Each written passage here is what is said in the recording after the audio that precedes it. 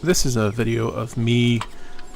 Back in 2016, I had to move my tractor with my truck, but I had the cap on, so I had to take the cap off and put it back on by myself. And I don't have any help to do that.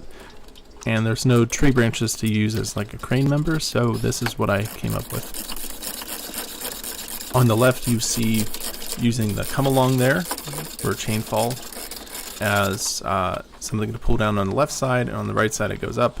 In the middle there's a board screwed to the post of my porch, and then another board on the outside of that, so it sandwiches the 2x12 in place so it can't roll over.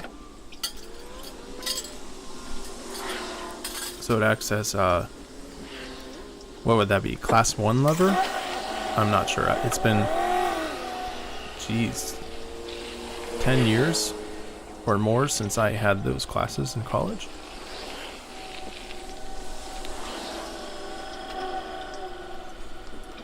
I had the rope on, it was going the wrong way, so I had to retie it here the right way.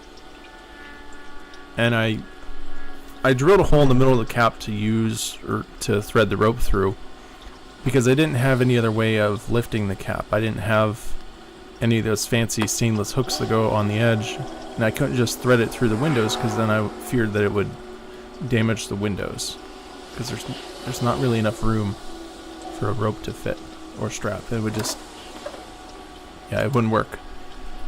So this is what I came up with. This was kind of a pain in the butt. I didn't want to lift the cap up any further because the wind would spin it around, and I didn't want to break the back glass on my truck. So there we are, it's almost in line. Just back up a little bit more, and there we are. Here I am undoing the chain fall, which lowers the cap on. And that's it.